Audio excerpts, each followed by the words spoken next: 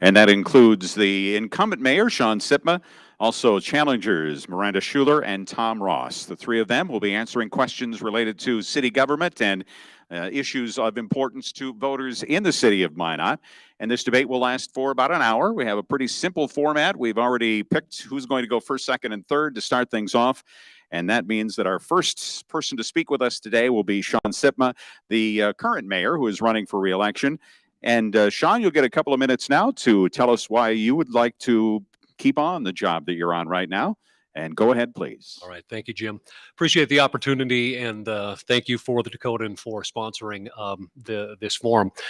Taking a look at the last 4 years is really the answer as to why I want to continue for one final term for the city of Minot. We have spent a significant amount of time and energy in making improvements to not only the practices within City Hall, but I think the collaboration within the community.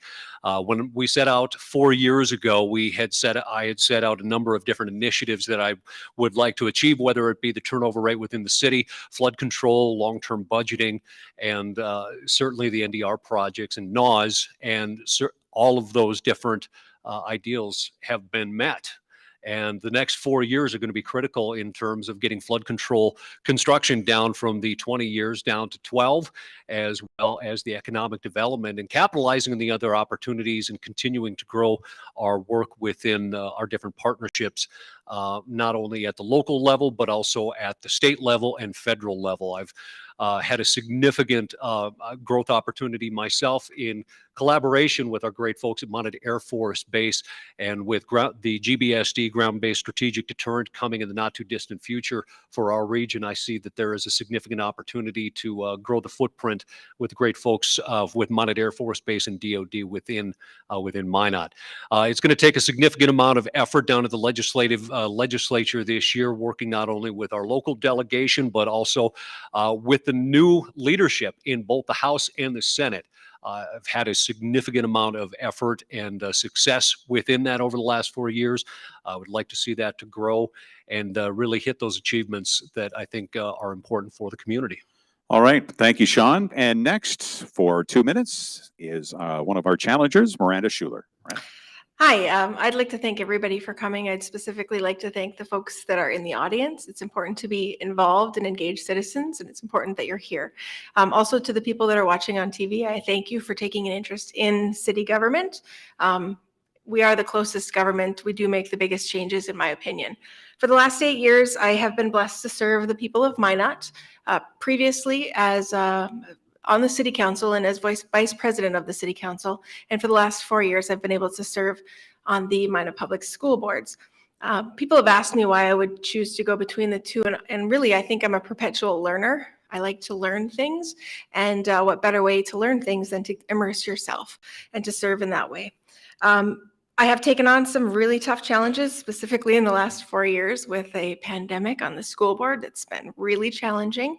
And I was looking for something a little bit different. And I really do miss the time that I spent on the city council and service in the city council, and specifically had an interest in this mayoral position. I gave it a lot of thought.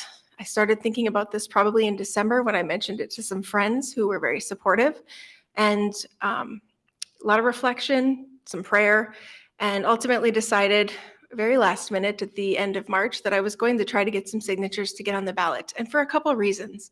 People have asked me why I've run.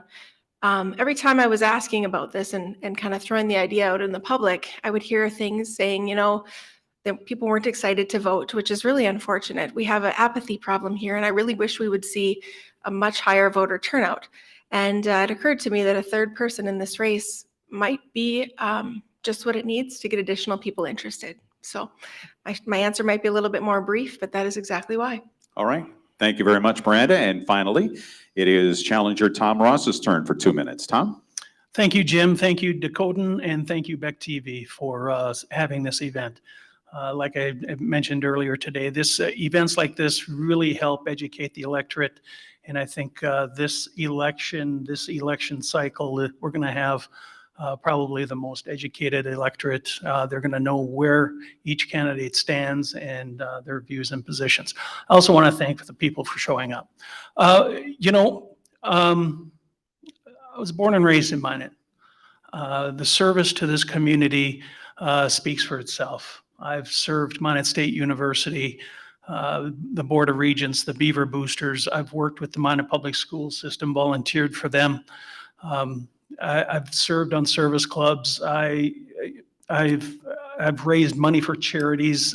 I've done a lot of work in this community because it's a community that I love. I absolutely love. They've given me so much. They allowed me to raise a beautiful family here. My mom and dad, I was born here. Mom and dad both worked their tails off for this community. And putting in for the mayor, number one, I wouldn't run if I didn't think there was a change that is needed. I think there's a change that's needed. And I think I can do a better job. Number two, it's listening to the people. It's giving the people a voice back in government. If you show up to a city council meeting, the effort you put into that city council, if you want to speak to the city council, you should have that opportunity. I'm going to give that opportunity back to the people who show up to the city council. I love this community. The bottom line is there's a lot of work to do. We've got some divisive feelings out in this community. I want to bring everybody back together, and I want to bring some magic back in Minot.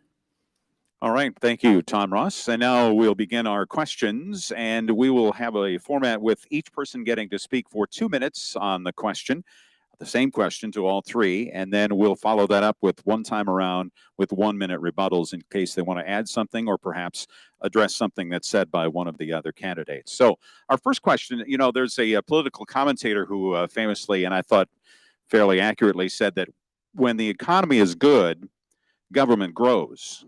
And when the economy is bad, government grows. How do you think Minot is doing in being the right size of government? And as part of that question, I guess I would throw in, property tax rates are important to people, and that plays a big role in their financial situation. And we know that we have financial problems facing us right now. So, Shaun, you get to go first. Size of the city government, what do you think? With size of the city government, I think it wholly depends on what the ask of the community is in terms of the services that are required to meet the needs of the community. We dial back to pre-2011 and with all of the needs of a growing community, and did we play catch up or did we kick the can down the road? In many circumstances, as we have gone through the budgeting processes over the last 4 years in our budget tours, hearing from our staff on where improvements could be made and how stretched thin and skeleton crews that our city employees have been, we hit the end of the road. Now, we've been markedly, I think, a lot more conscientious of the long-term budgeting over the last 4 years.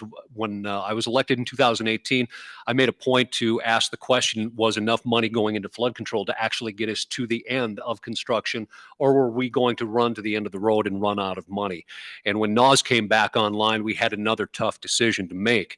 Now, when it comes to property tax, that was both directly affected by flood control and by the NAS project. So we had to make some tough decisions, but the good news is, I think, taking a look at our long-term budgeting, we've got a lot more sustainable budget that is in process right now, and we are going to need a few more firefighters and a few more police officers and some crews to maybe clear our roads.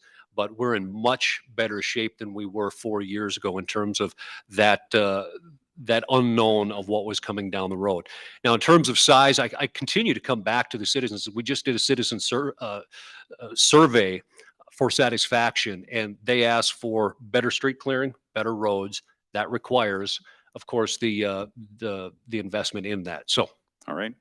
Okay, thank you, Shaun. And number 2 is Miranda Schuler. Miranda, size of city government, what are your thoughts on that?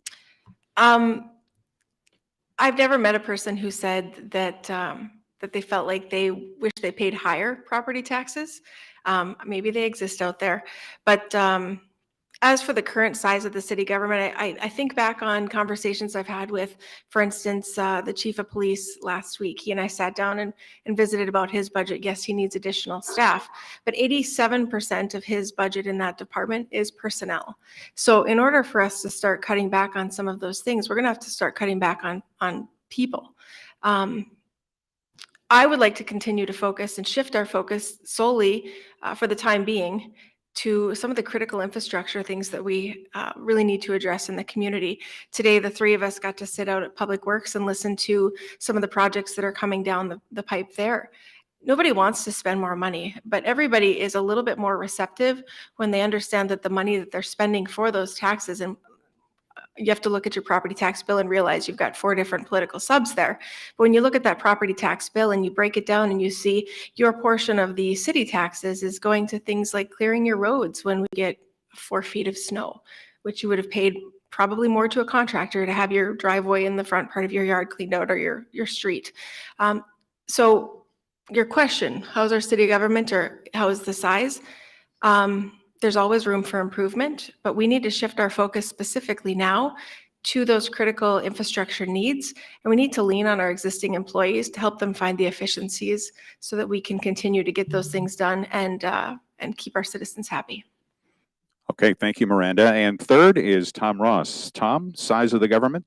Size of the government. Last year, during the budget season, during the budget sessions and the tours, we were asked to provide 18 new employees to the city of Minot.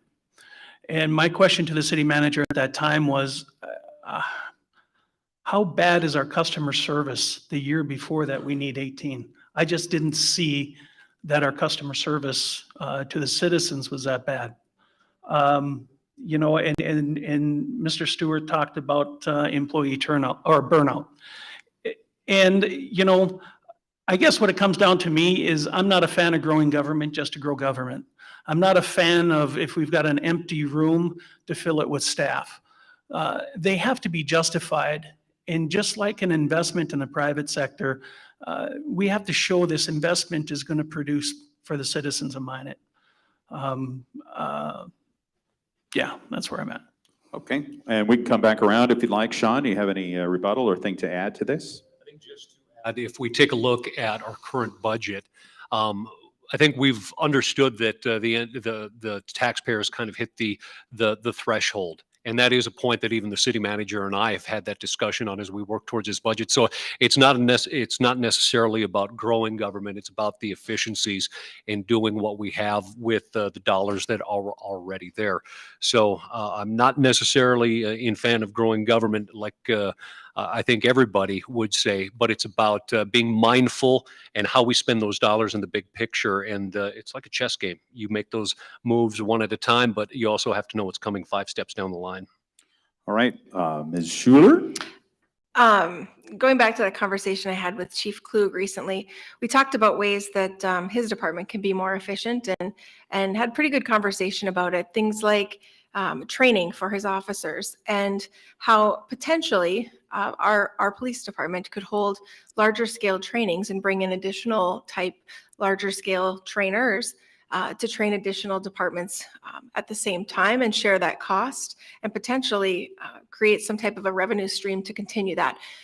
Those types of efficiencies are what I'd be looking at and leaning on our current city staff and our city manager to help us find those and bring those forward so that we can use our money as best way possible. All right, and finally, Tom Ross? You know, I believe in an opportunity that we have as a city to lower property taxes or lower taxes or become more efficient is to empower our staff, empower our employees. You know, for the most part, they're all residents of the city of Minot, and they don't want to see taxes go up either because they're paying the same thing. So by empowering them, letting them find ways to save taxes, and if it can be a significant tax savings, I think there's an opportunity to reward them for doing so. There's a plan that I'm working on that would do that. That would empower employees to become more efficient and to take ownership in their departments. All right, thank you very much. Next question, we'll start with Miranda Schuler. And since it's such a popular topic, we'll keep it on taxes. Let's talk sales tax. Right now, Minot has one of the highest sales tax rates in the state. We pay 7.5%, 5% for the state, 0.5% for the county, 2% for the city. One of those 2 percentage points is funding the Northwest Area Water Supply Project, which has an end date sometime that tax will end. My question for you is, do you support continuing that 1 cent sales tax that currently goes to NAS, or would you like to see it go away? Or if you support continuing it, what would you use it for? So my understanding is that there was an ordinance passed, I think in 2020, if memory serves, where it would not have a sunset date, that second penny. We got a lot of things that we need to finish, specifically our cost share for the flood protection that needs to be put into place basically to protect our entire city. I would support it because we've got some things that we're going to need to pay for. Like I said earlier today, we were talking with Public Works and some needs that are going to be for the drinking water supply in the city of Minot. There are things that are going to need to be funded, and the sales tax is shared with the people that shop in Minot, people that use this as a destination and come here from other cities. And I would support keeping the additional penny. All right, Tom Ross. Thank you, Jim. I support it as well. You know, when you look at other communities in the state, there's one thing that we're doing here in Minot that other cities aren't really dealing with right now, and that's flood control and NAS as well. But look at what the other communities are doing, the quality of life improvements. And as Miranda mentioned, I mean, we do have some big things that are coming down the pipe that are going to need some funding.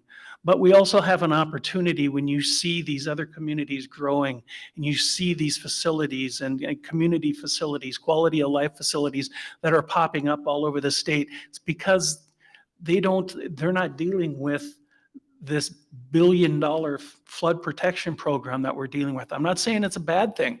I'm just saying once some money frees up between NAS and flood protection, it's incredible what we're going to be able to do and build in this city.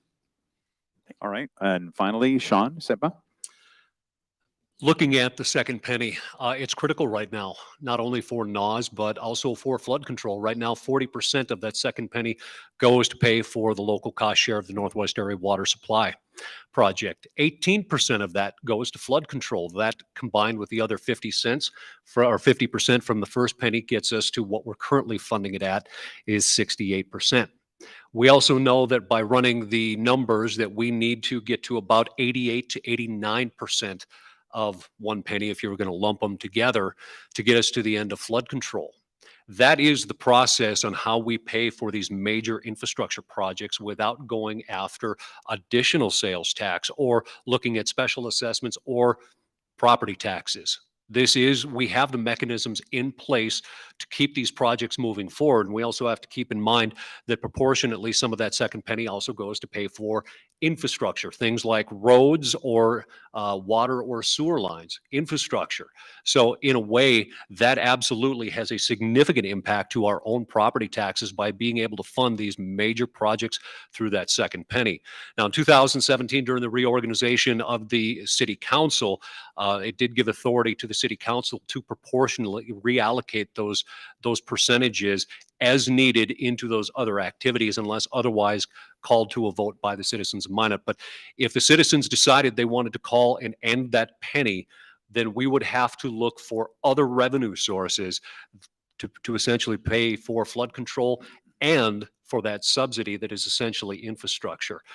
There's a great opportunity, I think, to get us to where we need to be with our current mechanisms that in place, and that's that first penny and second penny. And looking at the first penny, there's a lot of important things that are funded through that, and we'll leave it at that. Okay, and we'll go back around if you'd like to. Miranda Schuler. Just one additional thing on that second penny, and I think you mentioned it, but I'm not sure. 18% of that second penny is going to tax relief, and 10% of that first penny is already going to tax relief. So as Shaun alluded to, if we were to end that, the burden would fall back on us as property tax owners, and I don't want that. I think that it is better spread amongst the sales tax. And finally, Tom, or not finally, but Tom Ross. I'm good. You're good? Sean, good. anything more? Add that the sales tax is a regional tax, and the local cost share for flood control and NOS are regional projects. Okay. All right, let's talk about economic development now. We've heard a lot in recent days about the Big M project and some tax issues that have come up with that. So they've approached the city, the county, and are looking for some help with their financing of that. I guess I have a question about that economic development, and we're starting now this time with Tom Ross. Tom, do you feel comfortable in that sort of role for the city government to, if you will, kind of pick winners and losers? Who gets the breaks for taxes? Who doesn't? Are we opening a can of worms with this new sort of tax break that has kind of been devised here? Tell me your thoughts on that. It's not new. I'll start off by saying that the TIF program has been used and has been used successfully, not only across the country, but in the state of North Dakota. When the TIF issue first came up, I did research. I looked into it. And, you know, sometimes when the city, when they bring up a project like this, or they bring up a program like this, they just bring up the pro side. And I did some research. I dug into it. I found a report by a professor down at the University of Chicago who dug into it and gave the pros and cons of TIFs from across the country. And I read that. And there were questions I needed to ask the developers of the Big M building. And I asked those questions. And a study, independent study from the city, one of the city's vendors, supported that this project could not move forward without this. It's a new program. It's been used once in the city of Minot before, but it's being used successfully. Now we talk about a 20-year TIF. Fargo, for instance, has used 20-year TIFs. I also talked to a commissioner of the West Fargo City Commission about it, and you know, he brought up the point that the TIFs in Fargo have been so successful, they've been able to retire them early, saving millions and millions of dollars on this TIF project. This building has sat empty for 20 years. And if this developer cannot go through with this project, it's going to sit empty for a lot longer. And it's going to go back to the county, it's going to go back to the city, and it's going to have to get torn down at a cost of $5 to $6 million. All right, thank you, Tom. Shaun Sipma, you're next. Looking at the TIF, as I had stated today at noon, it's information and understanding. This is not winners and losers. The tax incentive financing is written in state century code, and it is specific for properties that are blight or for projects that have public interest or improvement. So you identify the Big M building in this case, which absolutely is blight. 20 years it's been sitting there. Anyone and everyone has had the opportunity to take a look at the Big M building, including the city of Minot, which we decided was too expensive. This project does not work without TIF. They, being the Epic companies, is going to continue to pay property taxes on a 90-10 split. 90% goes to pay down the bond, 10% goes back to the taxing entities. In fact, the taxing entities will be making more tax revenue than if the project in this case was not even moving forward. It is incredibly important that people understand what this is before they really go down the road of saying, well, it's winners and losers. It is available to anyone out there in the case of blight or in the case of those public improvements. Now, in the terms of the other economic development activities, we dial back to the white papers when the community came together back in 2018 and took a look at that time, MADC, which was essentially taking a look at our primary industries for those type of encouragements and incentives. Well, what we identified was the small and existing businesses really didn't have any avenue for economic activity prospects, and that's where the city did step in per the community's involvement, and that's where we see the revolving loan fund, the facade improvement program, and essentially kind of the red carpet of the RLF projects that are up at Public Works. Thanks. All right, thank you, Shaun. And Miranda Schuler? When I originally heard that Epic had put this application in for 20-year tax increment financing, I was very, very skeptical. That's probably a good way to put it. If anybody was at the meeting that it was brought up, my questions indicated that I had a lot of questions and was very skeptical of it. Being a member of the public school board, the item had to come before us to see if we would give support for it. And I went in with an open mind, still being very skeptical.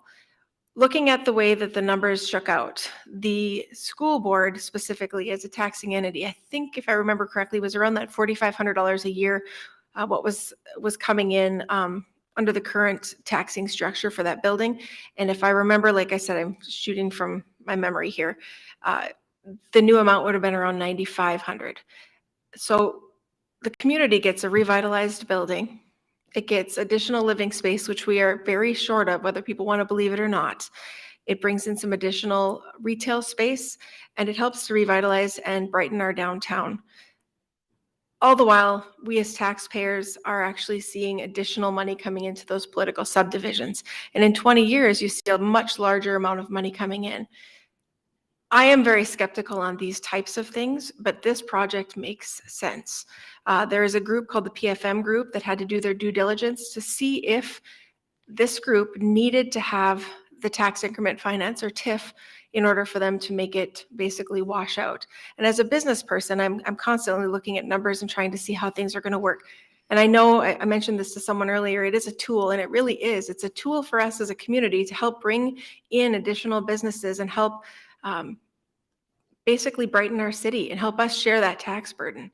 So for this specific project, I'm absolutely in favor. Thank you, Miranda. And back to you, Tom, if you want to make further comments. Yes. You know, it's a tool for us to use for economic development.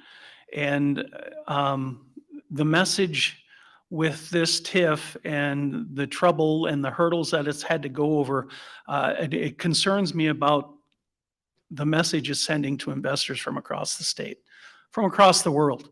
You know, we fight very hard on the city council to make Minot business friendly, make it open for business, make it attractive for businesses to come. Moves like what happened during this TIF send a wrong message. We have a lot of energy happening in Minot right now, incredible energy. And sending a wrong message at this point is dangerous for economic development, and it's dangerous for growth. Economic development, we need to be more aggressive on economic development and create more victories. All right, thank you, Tom. And back to you, Shaun. Thank you. And this actually just does dial back to the previous question of how we're going to lower property taxes, or is it possible? You do that through economic development on existing infrastructure. If we're able to take a structure like the Big M building or other vacant properties and bring them back into the tax roll at a much higher value, that is bringing more tax revenue without expending any other resources. That's how you address long-term those property taxes, is infill and increase value. Being able to use the TIF is putting us on at least equal ground with other communities around North Dakota and the rest of the Midwest. If we don't, if we choose not to, it's tying one hand behind our back and saying that we're going to be try to be competitive. All right, and back to you, Miranda, if you'd like. Just one thing I'd like to add. This is the second TIF. The first TIF application that came through was also from Epic, and it was for a road basically on the backside of Blue on Broadway. And the application for that TIF was only 5 years. Because of the length of this TIF, the 20 years, it had to be approved from the other political subdivisions, your school board, your park, and your county. And that's probably why it's in the news. And I would encourage the citizens to pay attention to these things that are going on, because this one is getting a lot of traction and a lot of attention, and I guarantee you there will be more coming, and not all of them should be approved. But in my opinion, again, this one makes sense. All right, thank you very much. And before we go to our next question, let me just reiterate my support or my thanks to the Dakotan for sponsoring this mayoral debate and forum this evening, and also to Beck TV for carrying it on their channel this evening. And we'll move on now to the second half of our program. And back to Shaun Sipma for the first answer this time. Shaun, tell me a little bit about you, what you think. You have you have experience at this, but all of you can comment on it. What do you think the mayor's role is in leadership in the city? And I guess I'm thinking of, the relationship with city manager, with department heads, with other people who work within the city. How do you see the role of the mayor? What's the importance of it, and what do you think it should accomplish? Well, what I view the role as mayor is, aside from being the #1 and chief cheerleader for the community, not only within the community, but everywhere outside. But it is the direct interactions and communications with all of our partners at every level. Coming in 2018, I felt it exceptionally important to strengthen the mayor's role down at the legislature. That was something that we heard from both House and Senate leaderships down in Bismarck, is that in previous years, staff was sent down to testify, staff was sent down to communicate with those folks, and they wanted the top elected official down in Bismarck to have the tough conversations to help build support. We have a tremendous amount of support from legislators, not only some of our local folks, but within all different communities around North Dakota, especially in the sense of flood control and the Northwest Area Water Supply Project. Again, both of those are regional projects, but also with the Department of Defense, the important role that the mayor plays, Minot Air Force Base, with those conversations with the Secretary of Air Force, shows up and asks how the connectivity between Minot and Minot Air Force Base is improving. You have to be able to be sincere and think on your feet and communicate clearly. I've traveled out to Washington, D.C., and have had those discussions with our congressional delegation. So it is continued communication locally and throughout the nation, wherever it is needed. And I will say I've spent a significant amount of time reading to second graders, emceeing different events throughout the community. It's more than just cutting ribbons. It's also sitting down with constituents at every level and listening to. So it is a very significant job that takes a tremendous amount of time. And certainly I've enjoyed the heck out of it, but I know it takes a lot. All right, Miranda Schuler, what do you see as the mayor's role regarding who he or she deals with at the city level? So that's an interesting question, because every person in this room has a different personality and probably a different perception of what they want their mayor to do. The three of us are vastly different, and I would echo a lot of what Shaun is saying. The mayor is the chief executive of the city for the most part. But my leadership style would be slightly different than maybe the current leadership style. I like to lead a little bit differently in that I like to lift others up and basically help move the city forward by allowing others to shine in the areas that they're most capable. That's my answer. All right, and Tom Ross, you're next. It all starts at home. The mayor position in the city of Minot has changed over the years. Now this position is more important more than ever. The mayor of the city of Minot brings a vote with them to every city council meeting. So how does he work, or she work, with the city staff and city management? You got to work in unison. You have to be approachable.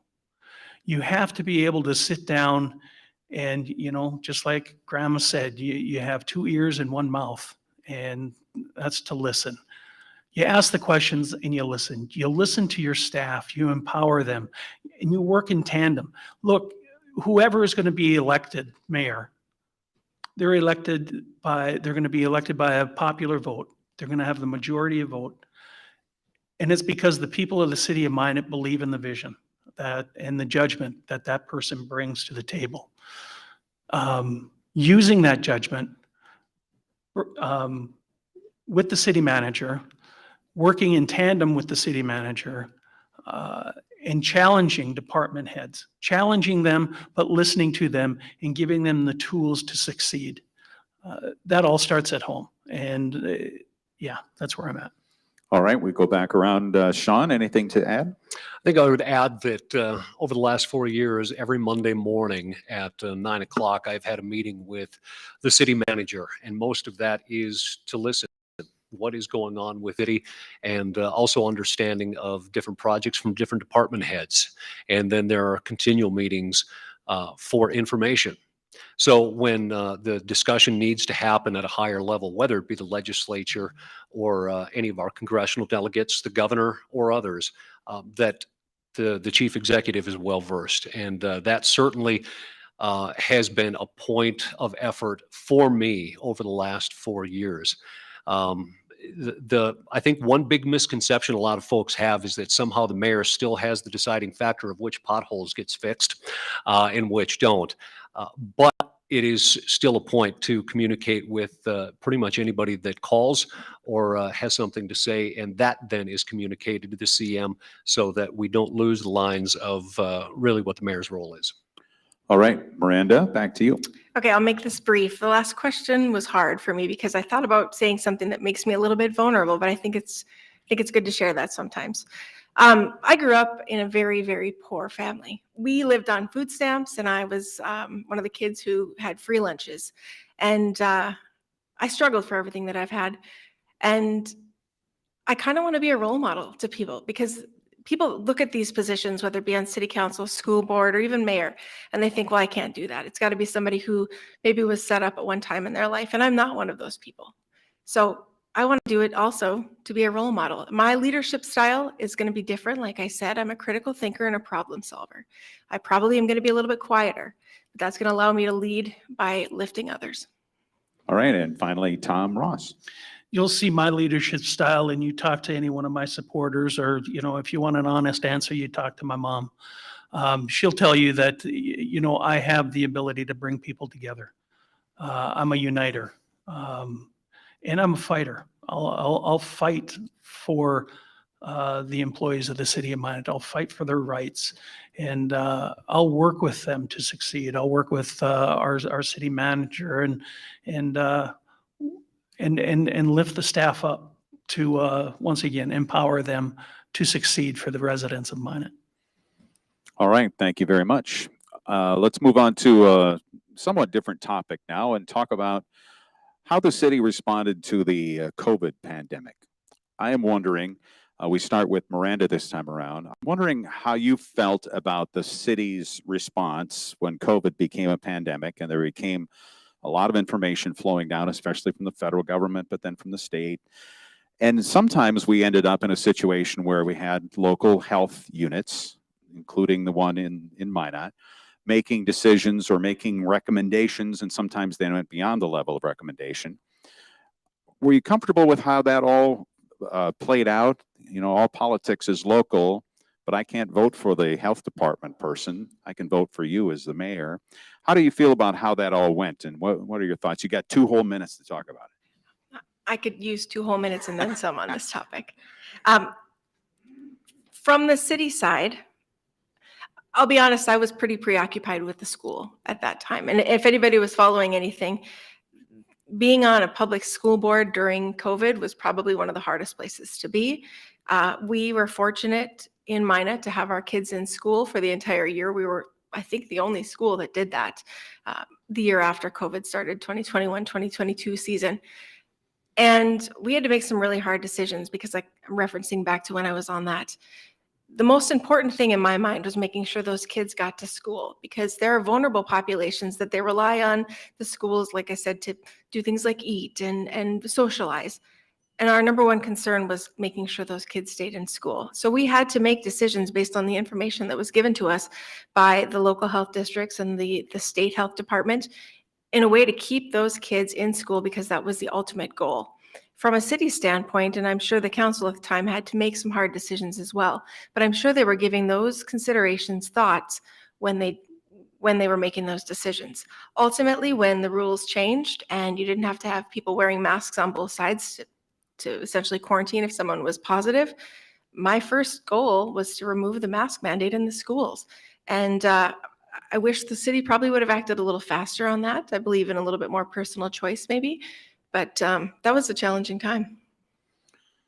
That it was. Let's go to Tom Ross. I think my position on it was very clear from the beginning. I didn't feel good about taking the livelihood away from businesses. They've invested in Minot, and a lot of businesses, it cost a lot of businesses a lot of money. And I also feel that there was a failure in our own health department for not publicizing and educating the benefits of some of the treatments that were out there. We heard mask, we heard mask, we heard mask, we heard death and masking and masking. We never heard much about the benefits of vitamin D, for instance, or some of the treatments that are out there. I didn't vote for a mask mandate. I believe that's in the hands of the businesses. If I walk into a business and they ask me to mask up, I'll mask up because it's their business, and I'll respect that. But I was not for a mask mandate. I'm more for I just think that there was a failure to educate on treatments, early treatments, and the benefits of those early treatments. So there were failures, and I think we learned a lot, and I think, God forbid, if this ever comes around again, we'll be better educated and we'll be able to deal with it much better. All right, and first time around, last speaker, Shaun Sipma. We could spend an hour and a half and not even, I think, scratch the surface on this issue. We learned a lot. We didn't know what we didn't know when it came around.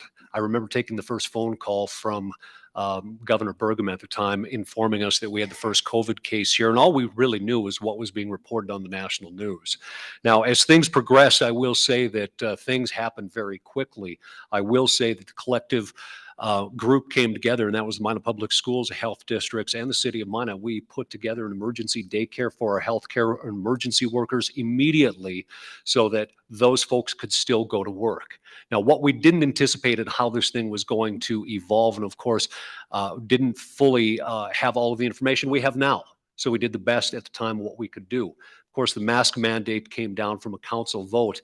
And I do remember even when I came back from Bismarck and had lifted through executive order removing the mask mandate, taking a pretty big hit from some in the community and even from some on council over that, because I felt that it was time to move on. But one thing I can say that the community, that we did better than many other states around the country. We stayed open. Took some executive orders to open up a few more opportunities for local business food delivery, and I believe even adult beverages delivery, but trying to do what we could to help businesses get through this. Around the country, we did better than most. We did better than I think just about anybody, but we also learned a lot. And I think that that is critical, that we also learn from this, from what happened from 2020 to 2021. Individual freedoms absolutely are important. I just hope that the pendulum didn't swing so far. And we did spend some significant amount of time at the legislature opposing a couple of bills that just went too far. All right, thank you, Shaun. And we go back around now for 1 minute rebuttals, if you'd like. Miranda. We are really fortunate to live where we live. We didn't see some of the same restrictions placed here that were placed other places. And I like to look at it from a glass half full perspective. And I'm really thankful that I live in North Dakota, especially going through that. The other side of this is it's a very emotional topic. And I found that because I got a lot of communication from a lot of different people. And the people who were staunchly maybe on one side of the topic, there was an equal amount of people on the other side of that topic. And they're very vocal, but the majority of the people sit in the middle and they probably don't say much. They just go along with whatever is happening, or maybe they look to us for guidance. The reality is us sitting up here, whether it be your council, your school boards, things like that, we're getting the same amount of information basically that you're getting, and we're trying to do with it as quickly as we can to make decisions. All right, time for a minute rebuttal with Tom Ross. I'm fully vaccinated and I've had COVID twice. I think that says a lot right there.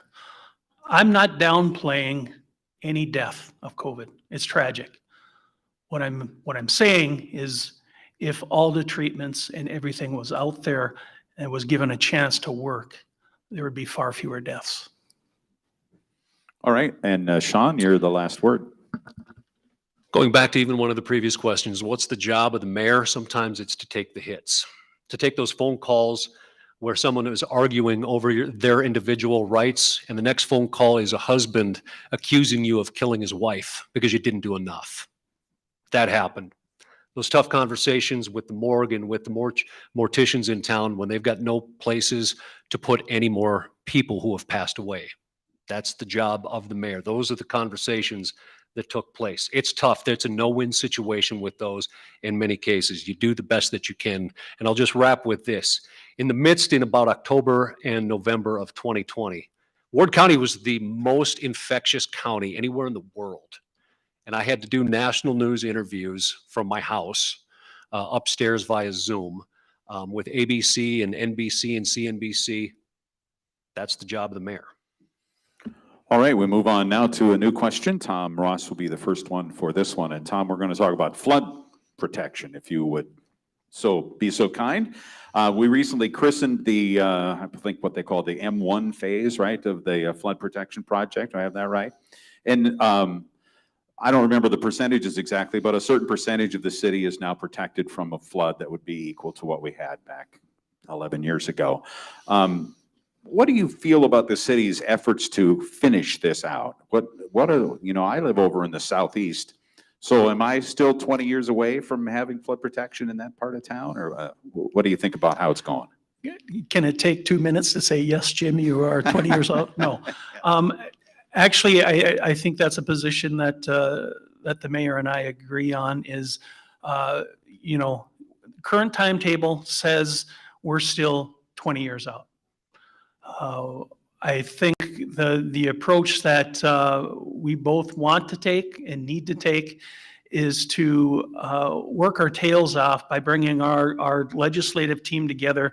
There was a time when our legislators from the Minot area, when they went to Bismarck, it was scary because people knew that they were coming down there to get things done, and they got things done. We need to get that back again. And I want to sit down with our legislators. I want to strategize.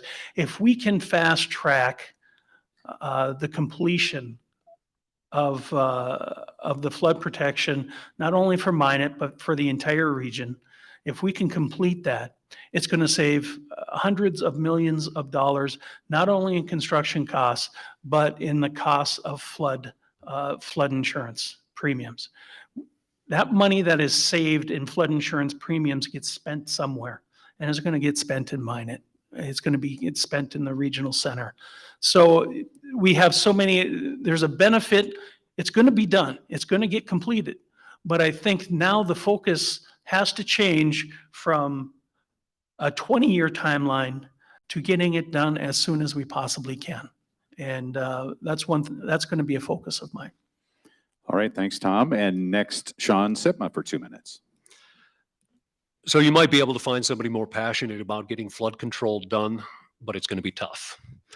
It is an absolute mission of mine to work on this project and get a timetable done that is more realistic. Right now, we're going to be done with flood control in our current pace at 2042. The work has already begun down at the legislature in building this coalition. We do have a commitment from the state that they are going to cost share at a 65%, the local shares at 35%. The work now goes into how do we speed up those allocations to get us to where we need to be. That work did begin last legislative session, and it's already begun in the next legislative session. When we talked about the sales tax revenues, it's also important to have that reallocation of that NAWS portion over into flood control, because otherwise we can't meet our 35% cost share. So it is all about timing, working with our state legislators and also with our congressional delegation. I truly believe we're not done finding some federal funds. Through the work over the last 4 years, we were able to get the federal cost share for MI4. That's the Maple diversion. That was the more than $60 million that work is going to be progressing. I firmly believe we can get this project done in 12 years. As I said at noon, it will save us over $130 million in inflationary costs. Those are the numbers from the SRJB, the Service River Joint Board. It will save more than $80 million in individual flood insurance paid by residents and commercial property owners within Minot and within the county. So together between the local, the SRJB, our state legislators, and our federal partners, I know we can get this down to 12 years. All right, thanks, Shaun. And next, Miranda Schuler for 2 minutes. I might be the person more passionate than Shaun. I live in the Valley, and as an insurance professional as well, I'm well aware of what's happening with flood insurance. And actually, Risk Rating 2.0 went into effect, and this will kind of geek out a little bit here, but went into effect on April 1st of this year. So FEMA actually changed the way that they rate properties for their flood risk. There's a couple things. We need flood protection. Jim, you need flood protection on the east side of town. We all need it. We need it for reasons that are probably more important just than the financial impact. But it's to make sure those of us that went through this in 2011 can sleep good at night. I'd be lying if I said you see all this rain and you wonder, is it going to happen again? And people call me at my office and say, hey, what do you think? Is it going to flood again? I want that fear to stop in this community. When we talk about the inflationary costs, Shaun is absolutely right. The people who live on the hills and weren't impacted directly by the flood, if this doesn't get done in a fast manner, it's going to impact everybody's bottom line. The people who live on the hills are going to equally share on the costs because someone still has to maintain the infrastructure. And if it has a negative impact on the valuations of the homes in the valley, which we are short of living spaces, it's going to impact everybody in this community. So it really does need to continue to be the number one focus. And as Shaun stated, we need to continue focusing from that sales tax penny and focus as much of that towards flood protection for our cost share to get it done fast. All right, thanks, Miranda. And back around for 1 minute additional comments. Tom, Ross? We have to remember there was a time where we did this before, and it was in the 80s and 90s where we pressed our congressional delegation to have FEMA remove the flood insurance requirement in our floodplain. And it's not a fear, it's a concern of mine that we don't repeat history. Not that I don't want flood insurance premiums, but I think at that time when the flood insurance premium requirement was lifted, there was a false sense of security. And then we all know what happened in 2011. So we still need to move forward. We still need to fast track it, but we still need to be vigilant in watching what is happening even north of the border and working together with our partners north of the border to make sure that what happened in 2011 doesn't happen again. All right, Tom, thank you very much. Back to you, Shaun, for a minute. Just a couple of partners I did not mention when we talk about working with our partners. We have 2 Class 1 railroads that run through Minot, and it is very, very, very difficult sometimes to work with entities that only operate under their own federal guidelines. But I think to this point, it has been mostly successful. We will continue to work on that. Just to dial back to the flood history of Minot, you can go back all the way to 1904. This town has been known for floods. We would be, I think, kidding ourselves if we thought that it was never going to come back around.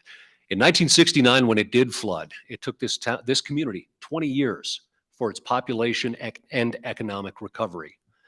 In 2011, we were fortunate that the Bakken boom was going on, and we really didn't take that hit, but I certainly don't want our community to ever have to live through trying to prop up temporary levees, sandbags, and go through what we all did in 2011. All right, last chance for you, Miranda, for a minute. Sure. The other thing I'd like to mention is when Tom is talking about the federal requirements for flood insurance. The federal requirements come into play when our zones change. Currently, the majority of Minot is an X zone, which is a low to moderate risk zone, meaning that there is no federal requirement when you purchase a home and have a mortgage to buy flood insurance. That is a false sense of security because there obviously is a risk here. When the maps change and they move the majority of Minot into an A zone, the valley, I should say, that will require a federal that'll basically put a federal requirement on everybody who has a mortgage in the valley to carry flood insurance at a considerably higher rate. Those are the things that we need to be working towards to make sure that they don't happen. And we need to get this into place as soon as possible to keep us from getting into that A zone or keeping us in that A zone for a long period of time. All right. Thank you very much to all three of you for answering so completely and honestly through this. We're going to do our closing comments now. We had scheduled it for 2 minutes, but based on what I see on the clock, we're going to make that 90 seconds. Okay. So 90 seconds for each one of you. And, we didn't talk about this ahead of time, but I think I'll go in reverse. We'll let Tom Ross go first here, unless that throws you off, Tom. I don't want to throw you off, but we'll give you 90 seconds for closing comments. When I threw my hat in the ring to be a city councilman 2 years ago, I ran on creating victories in economic development, creating victories in tourism, and empowering the staff, employees of the city of Minot. I worked hard to get on the city council, and I was able to receive the highest number of votes by any city councilman in the history of Minot. I don't take that lightly. I take that as a challenge, and I take that as I humbly accept that, to use my judgment, my abilities, my hands, my mind, my voice to make Minot a better place. And as I said today at noon, my dad taught us when we went camping, you always leave the campground cleaner than when you got there. And that's what I want to do with Minot. I want to leave Minot better than when I got here. Thank you. All right. Thank you, Tom. And Shaun, we'll go back to you then. If we take a look back to 2018 to today, a lot has happened. If anybody would have told me that there was going to be a pandemic in the middle of the first year and a half of my term, it absolutely would have made my head shake. But take a look back 4 years. This community has come a long way. There has been a tremendous amount of growth and collaboration, moving Rex over into Park, bringing together the school board with the schools itself with Minot and the Parks Department through so many different collaborative efforts, including a new school. We see a lot of optimism, but what I also see is a lot of the, let's call it the political strife at all levels, boiling down into the local level. And we see a lot of that bleed through from social media. I think we take a look at the opportunities within this community, and we certainly have a lot more to go. I've proven I'm willing to put in the effort, and we have seen a lot of success through that effort because of collaboration. And I certainly would appreciate one final term to really show how much we can do without maybe the hiccups of something going on nationally that's going to attempt to derail things. We have a tremendous amount of opportunities coming forward with Minot Air Force Base, economic development, and community growth. If we do it, I think, intelligently and strategically. Okay, thank you, Shaun Sipma. And last but not least, Miranda Schuler for 90 seconds. I want to thank the gentleman to either side of me for deciding to run. And I also want to thank every person who's running for the city council, the school board, the parks. It's important. And I really appreciate people who put their hats in the ring and go out on a limb to serve their communities. My personal motto is a Teddy Roosevelt quote. It's complaining about a problem without posing a solution is called whining. And I tell my kids all the time, it's really easy to complain about things. However, it's really difficult to come up with a solution. And I just hope that I can continue to serve the community. I look forward to it. I would ask that the community continue to be engaged. And if you're here listening and you're one of those people who goes on social media and complains about things, change your mindset and think about, how can I make a difference? Maybe you want to serve on a board, or maybe you want to run for an office. But I would encourage everybody listening to do their part. All right. Thank you very much to all three of you, and the best of luck to you. Don't forget, the election day is what? June 14th? Is that the date? Do I have it right? So that's less than a month away, and happy 7th of May, by the way, to everybody up here too. I want to say thank you to the folks who have made this possible this evening, and that includes the Dakotan. And if you're interested in, local politics and politics statewide, I encourage you to stay in touch with the Dakotan. You can find it online at mydakotan.com. We are planning some debates on a more statewide basis later in the election season, and we also are going to be airing some debates more locally, again, in the Minot area for city council, for instance, in the next week or two. So look for that. And we hope that you'll participate either in person or by watching them online. And I also want to say thanks to our friends at Beck TV who have put this on their television this evening, and we are working with them to also work on some statewide debates or forums over the next several months as well, leading up to Election Day.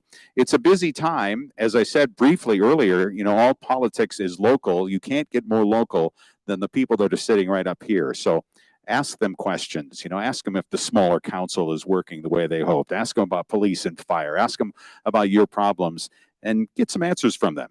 We thank you for tuning in tonight.